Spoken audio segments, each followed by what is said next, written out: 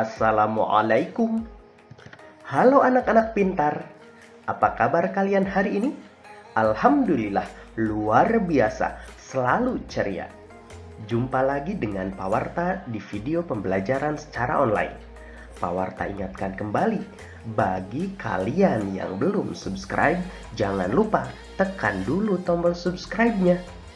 Tekan juga tombol jempol di bawah video ini jika kalian merasa terbantu dengan video ini.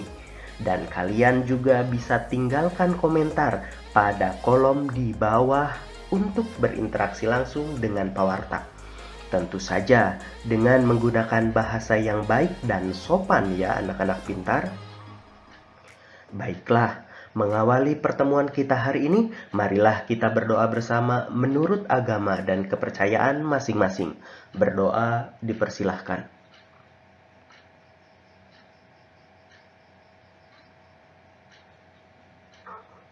Selesai. Anak-anak pintar, jika kita perhatikan secara seksama, keragaman masyarakat di Indonesia seperti karya kolase dan mozaik. Meskipun berbeda warna dan bentuk, tetapi seluruhnya menjadi karya yang indah. Apakah kalian masih ingat kedua karya seni ini? Nah, kali ini kita akan mempelajari kembali mengenai salah satu karya seni rupa dengan teknik tempel, yaitu mozaik dan karya aplikasi. Adakah di antara kalian yang masih ingat bagaimana cara membuatnya? Sebelum kita membahas cara membuat mozaik dan karya aplikasi, terlebih dahulu kita ulang kembali apa itu karya mozaik dan apa itu karya aplikasi. Mozaik adalah karya seni rupa dengan teknik tempel yang dibuat dengan menempelkan potongan-potongan bahan. Bahan yang digunakan dalam pembuatan mozaik umumnya sejenis. Misalkan dengan menggunakan kertas saja, keramik saja, kaca saja, atau menggunakan pecahan cangkang telur saja. Selain itu, bahan yang digunakan untuk membuat mozaik juga berupa serpihan-serpihan atau potongan-potongan kecil atau sengaja dipecahkan hingga kecil-kecil. Untuk membuat karya mozaik, kalian dapat menggunakan kertas warna-warni. Kalian bisa menggunting kecil-kecil kertas warna-warni tersebut. Selanjutnya, buatlah sketsa gambar, lalu tempelkan guntingan-guntingan kertas pada bidang gambar. Perhatikan komposisi warna supaya lebih menarik. Berikut ini adalah cara membuat karya mozaik secara lengkap. Yang pertama, buatlah gambar pada selembar kertas sesuai tema yang dipilih. Kedua, siapkan bahan untuk mozaik, misalnya kertas atau bisa juga menggunakan cangkang telur. Yang ketiga, potong-potong kertas atau cangkang telur menjadi potongan kecil-kecil. Yang keempat, tempelkan potongan-potongan bahan tersebut pada gambar. Jangan lupa, kalian harus terus mengoreksi apakah warnanya sudah sesuai ataukah perlu perbaikan lebih lanjut untuk mendapatkan hasil yang memukau. Lalu, bagaimana dengan karya aplikasi? Apa itu karya aplikasi? Karya aplikasi adalah karya seni yang dibuat dengan menempelkan bahan-bahan lain yang dibuat menyerupai benda-benda yang kita inginkan. Biasanya, karya seni ini dibuat dengan menerapkan teknik menjahit.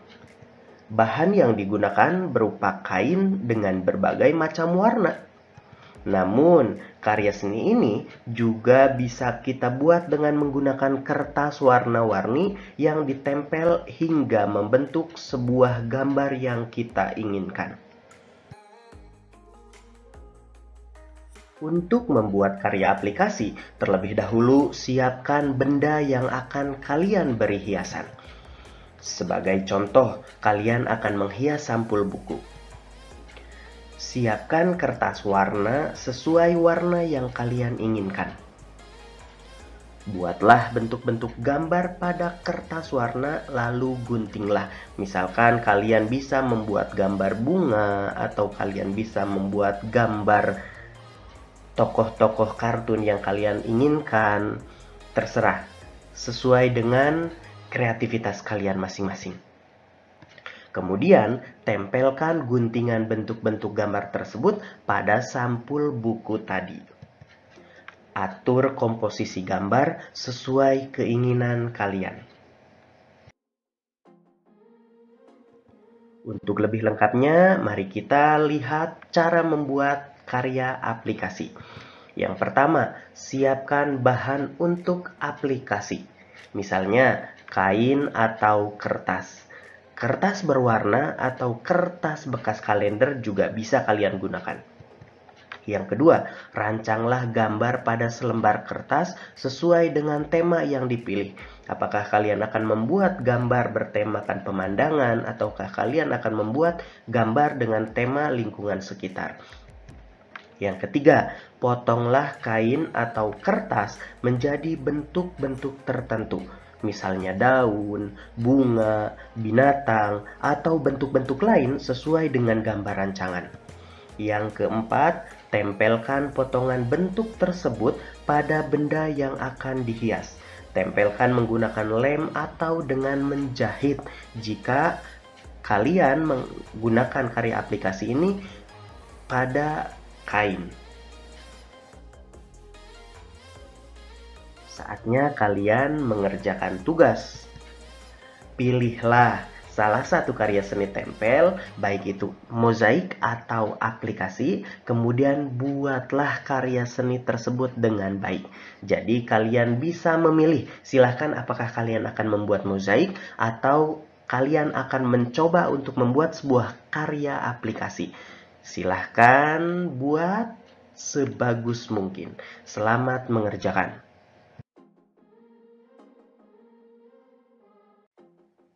Anak-anak pintar, sekarang mari kita baca bersama teks yang berjudul Ki Hajar Dewantara, Bapak Pendidikan Indonesia. Ki Hajar Dewantara diberi gelar sebagai Bapak Pendidikan Indonesia. Pemberian gelar itu ditetapkan pada tahun 1959 oleh Presiden Soekarno. Gelar itu diberikan kepada Ki Hajar Dewantara atas jasa beliau merintis pendidikan umum di Indonesia. Hari kelahiran Ki Hajar Dewantara, tanggal 2 Mei, ditetapkan sebagai Hari Pendidikan Nasional. Ki Hajar Dewantara lahir dari keluarga ningrat di Yogyakarta pada tanggal 2 Mei 1889. Nama aslinya Raden Mas Suwardi Suryaningrat. Namun, pada usia 40 tahun, beliau berganti nama menjadi Ki Hajar Dewantara. Beliau tidak lagi menggunakan gelar kebangsawanan Raden Mas karena beliau ingin dekat dengan rakyat. Beliau lulus dari ELS atau Sekolah Dasar Belanda, lalu melanjutkan ke Stovia, Sekolah Dokter Bumi Putra, namun tidak selesai. Ki Hajar Dewantara menjadi wartawan di banyak surat kabar, yaitu Utusan Hindia, Kaum Muda, Cahaya Timur, The Express, Pusara, Sudiotomo, dan Miden Jaya. Tulisan-tulisan beliau mampu membangkitkan semangat kebangsaan orang Indonesia. Ki Hajar Dewantara juga aktif dalam kegiatan politik. Melalui organisasi Budi Utomo, beliau menyuarakan pentingnya persatuan dan kesatuan berbangsa dan bernegara. Pada tahun 1912, beliau bersama Douwe Dekker dan Cipto Mangunkusumo mendirikan Indische Partij. Indische Partij merupakan partai yang bertujuan mencapai kemerdekaan Indonesia. Pada tahun 1913, Ki Hajar Dewantara mengkritik perayaan 100 tahun bebasnya Belanda dari penjajahan Prancis. Akibatnya, beliau dibuang ke negeri Belanda. Di sana, beliau mempelajari pendidikan dan pengajaran. Selanjutnya, pada tanggal 3 Juli 1932, Ki Hajar Dewantara kembali ke Indonesia. Beliau mendirikan Perguruan Nasional Taman Siswa. Dari sekolah inilah lahir konsep pendidikan nasional. Saat Indonesia merdeka dan menjadi republik, Ki Hajar Dewantara diangkat menjadi Menteri Pendidikan, Pengajaran, dan Kebudayaan Indonesia. Ki Hajar Dewantara wafat pada tanggal 28 April 1959. Jasanya terus dikenang oleh bangsa Indonesia. Setelah kalian membaca teks bacaan tadi, silahkan kalian kerjakan tugas berikut ini. Yang pertama, tuliskan kata sulit pada teks Ki Hajar Dewantara Bapak Pendidikan Indonesia, lalu carilah artinya. Kalian boleh membuka kamus atau kalian cari di mesin pencarian di internet. Yang kedua, tuliskan gagasan pokok setiap paragraf pada teks Ki Hajar Dewantara Bapak Pendidikan Indonesia. Selamat mengerjakan.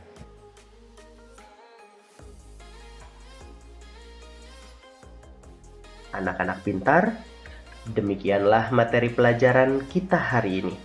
Pak Warta berpesan kepada kalian, perbanyaklah membaca hingga tidak ada lagi satu pun di bumi ini buku yang belum kalian baca. Akhir kata dari Pak Warta, wassalamualaikum warahmatullahi wabarakatuh.